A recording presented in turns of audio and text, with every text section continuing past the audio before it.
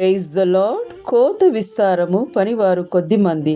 70 మంది యేసుక్రీస్తును వెంబడించారు. దేవుని నామాన ఎన్నో గొప్ప కార్యాలు చేశారు. దయ్యాలు లోబడుచున్నవి అన్నారు.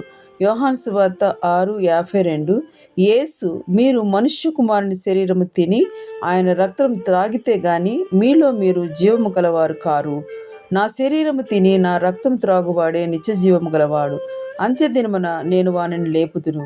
అది విని శిష్యులలో అనేకులు వెనుతిరిగిరి. కోత విస్తారము, పనివారు లేరు. పనివారు వెనుతిరుగుట, సొంత పనుల్లో నిమగ్నమైయుండుట. ఫిలిప్పు 2:21. అందరూ తమ సొంత కార్యములనే చూచుకొనుచున్నారని గాని యేసుక్రీస్తు కార్యములు చూడరు. ప్రజలు పాపంలో జీవిస్తున్నారు. సృష్టికర్తను మరచి సృష్టాన్ని పూజిస్తున్నారు. సర్వలోకమునికెళ్ళి సర్వసృష్టికర్త యొక్క సువార్తను ప్రకటించుము అన్నది దేవుని ఆజ్ఞ. దేవుని పని శ్రద్ధగా చేయాలి. ఒకరినొకరు వాక్యంతో పురుగొల్పుకోవాలి. ఒకరిని అగ్నిలో నుండి లాగినట్లుగా లాగి నిత్య మార్గాన్ని తెలియపరచాలి. విశ్వాసంతో జీవించాలి. వెళ్ళు, పంపు, ప్రార్థించు. ఇవన్నీ మనకు ఆశీర్వాదకరములు.